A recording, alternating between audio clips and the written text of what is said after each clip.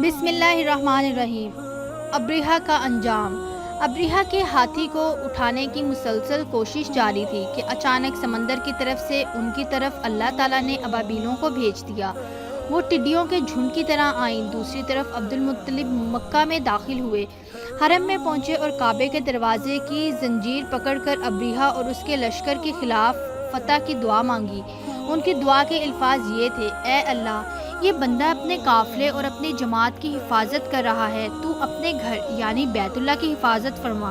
ابریہہ کا لشکر فتح نہ حاصل کر سکے، ان کی طاقت تیری طاقت کے آگے کچھ بھی نہیں۔ آج سلیب کامیاب نہ ہو۔ سلیب کا لفظ اس لیے بولا کہ ابریہہ عیسائی تھا اور سلیب کو عیسائی اپنے نشان کے طور پر ساتھ لے کر چلتے ہیں۔ اب انہوں نے اپنی قوم کو ساتھ لیا اور ہیرا پہاڑ پر چڑھ گئے، کیونکہ ان کا خیال تھا وہ ابریہہ کا مقابلہ نہیں کر سکیں گے۔ اور پھر اللہ تعالیٰ نے اپنے پرندوں کو جھنڈ کے جھنڈ بھیج دیے۔ یہ پرندے چڑیا سے قدرے بڑے تھے۔ ان میں سے ہر پرندے کی چونچ میں پتھر کے 3 ٹکڑے تھے۔ یہ پتھر پرندوں نے ابریہہ کے لشکر پر گرانے شروع کیے۔ چوں ہی یہ پتھر ان پر گرے، ان کے ٹکڑے ٹکڑے ہو گئے، بالکل اسی طرح جیسے آج کسی جگہ اوپر سے بم گرایا جائے تو جسموں کے ٹکڑے ٹکڑے اڑ جاتے ہیں۔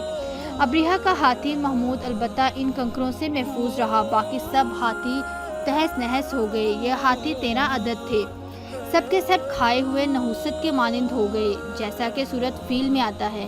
ابریہہ اور اس کے کچھ ساتھی تباہی کا یہ منظر دیکھ کر بری طرح بھاگے، لیکن پرندوں نے ان کو بھی نہ چھوڑا۔ ابریہہ کے بارے میں طبقات میں لکھا ہے کہ اس کے جسم کا ایک ایک عضو الگ ہو کر گرتا چلا گیا، یعنی وہ بھاگ رہا تھا اور اس کے جسم کا ایک ایک حصہ الگ ہو کر گر رہا تھا۔ دوسری طرف عبد المطلب اس انتظار میں تھے کہ کب حملہ ہوتا ہے، لیکن حملہ آور جب مکہ میں داخل نہ ہوئے تو وہ حالات معلوم کرنے کے لیے نیچے اترے۔ مکہ سے باہر نکلے تب انہوں نے دیکھا سارا لشکر تباہ ہو چکا ہے۔ خوب مال و غنیمت ان کے ہاتھ لگا، بے شمار سامان ہاتھ آیا، مال میں سونا چاندی بے تحاشا تھا۔ لشکر میں سے کچھ لوگ ایسے بھی تھے جو واپس نہیں بھاگے تھے، یہ مکہ میں رہ گئے تھے۔ ان میں ابریہہ کے ہاتھی کا مہاوت بھی تھا، جو محمود کو آگے لانے میں ناکام رہا تھا۔ ہمارے نبی حضرت محمد صلی اللہ علیہ وآلہ وسلم اس واقعے کے چند دن بعد پیدا ہوئے۔ آپ جس مکان میں پیدا ہوئے وہ صفا پہاڑی کے قریب تھا۔ حضرت کعب احبار رضی اللہ عنہ روایت کرتے ہیں کہ میں نے تورات میں پڑھا تھا کہ رسول اللہ صلی اللہ علیہ وآلہ وسلم کی پیدائش مکہ میں ہوگی۔ یہ کعب پہلے یہودی تھا، اس لیے تورات پڑھا کرتے تھے۔ دنیا میں آتے ہی حضور صلی اللہ علیہ وآلہ وسلم روئے۔ حضرت عبد الرحمن بن عوف رضی اللہ تعالیٰ عنہ کی والدہ کہتی ہیں کہ جب حضرت آمنہ کے ہاں ولادت ہوئی تو میں وہاں موجود تھی۔ آپ صلی اللہ علیہ وآلہ وسلم میرے ہاتھوں میں آئے۔ یہ غالباً دایا تھی، ان کا نام شفا تھا۔ فرماتی ہیں جب آپ میرے ہاتھوں میں آئے تو روئے۔ آپ کے دادا عبد المطلب کو آپ کی ولادت کی اطلاع دی گئی۔ وہ اس وقت خانہ کعبہ کا طواف کر رہے تھے۔ اطلاع ملنے پر گھر آئے، بچے کو گود میں لیا۔ اس وقت آپ کی والدہ نے ان سے کہا یہ بچہ عجیب ہے، سجدے کی حالت میں پیدا ہوا ہے، یعنی پیدا ہوتے ہی اس نے پہلے سجدہ کیا، پھر سجدے سے سر اٹھا کر انگلی آسمان کی طرف اٹھائی۔ عبد المطلب نے آپ کو دیکھا، اس کے بعد آپ کو کعبہ میں لے آئے، آپ کو گود میں لیے رہے اور طواف کرتے رہے، پھر واپس لا کر حضرت آمنہ کو دیا۔ آپ کو عرب کے دستور کے مطابق ایک برتن سے ڈھانپا گیا، لیکن وہ برتن ٹوٹ کر آپ کے اوپر سے ہٹ گیا۔ اس وقت آپ اپنا انگوٹھا چوستے نظر آئے۔ اس موقع پر شیطان بری طرح چیخا۔ تفسیر ابن مخلد میں ہے کہ شیطان صرف 4 مرتبہ چیخا۔ پہلی بار اس وقت جب اللہ تعالیٰ نے اسے معلوم ٹھہرایا، دوسری بار اس وقت جب اسے زمین پر اتارا گیا، تیسری بار اس وقت جب حضرت صلی اللہ علیہ وآلہ وسلم کی پیدائش ہوئی، اور چوتھی مرتبہ اس وقت جب نبی کریم صلی اللہ علیہ وآلہ وسلم پر سورۃ فاتحہ نازل ہوئی۔ اس موقع پر حضرت حسان بن ثابت رضی اللہ تعالیٰ عنہ کہتے ہیں میں 8 سال کا تھا، جو کچھ دیکھتا اور سنتا تھا اس کو سمجھتا تھا۔ ایک صبح میں نے یثرب یعنی مدینہ منورہ میں ایک یہودی کو دیکھا، وہ ایک اونچے ٹیلے پر چڑھ کر چلا رہا تھا۔ لوگ اس یہودی کے گرد جمع ہو گئے اور بولے کیا بات ہے، کیوں چیخ رہے ہو؟ یہودی نے جواب دیا احمد کا ستارہ طلوع ہو گیا ہے اور وہ آج رات پیدا ہو گئے ہیں۔ حضرت حسان بن ثابت رضی اللہ تعالیٰ عنہ بعد میں 60 سال کی عمر میں مسلمان ہوئے تھے۔ 120 سال کی عمر میں انہوں نے وفات پائی، گویا ایمان کی حالت میں 60 سال زندہ رہے۔ بہت اچھے شاعر تھے۔ نبی کریم صلی اللہ علیہ وآلہ وسلم کی اپنے اشعار میں تعریف کیا کرتے تھے اور دشمنوں کی برائی اشعار میں بیان کیا کرتے تھے۔ غزوات کے موقع پر اشعار کے ذریعے مسلمانوں کو جوش دلاتے تھے۔ اسی بنیاد پر انہیں شاعر رسول کا خطاب ملا تھا۔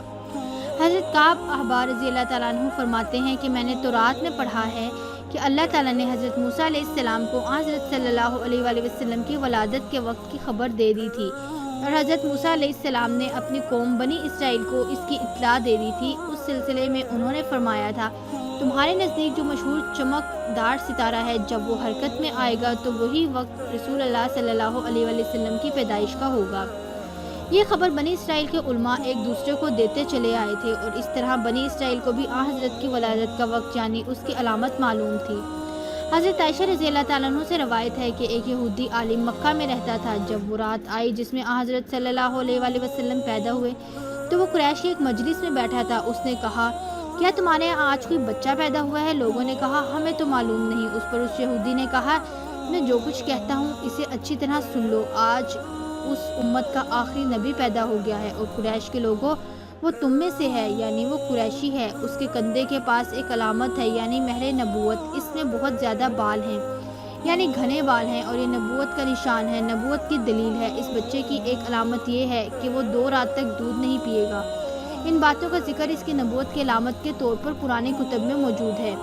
علامہ ابن حجر نے لکھا ہے کہ یہ بات درست ہے، آپ نے 2 دن تک دودھ نہیں پیا تھا۔ یہودی عالم نے جب یہ باتیں بتائیں تو لوگ وہاں سے اٹھ گئے۔ انہیں یہودی کی یہ بات سن کر بہت حیرت ہوئی تھی۔ جب وہ لوگ اپنے گھروں میں پہنچے تو ان میں سے ہر ایک نے اس باتیں اپنے گھر کے افراد کو بتائیں۔ عورتیں چونکہ حضرت آمنہ کے ہاں بیٹا پیدا ہونے کی خبر ہو چکی تھی، اس لیے انہوں نے اپنے مردوں کو بتایا، ذرا چل کر مجھے وہ بچہ دکھاؤ۔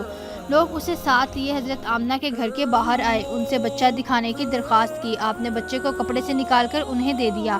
لوگوں نے آپ کے کندھے پر سے کپڑا ہٹایا۔ یہودی کی نظر جو ہی مہر نبوت پہ پڑی وہ فوراً بے ہوش ہو کر گر پڑا۔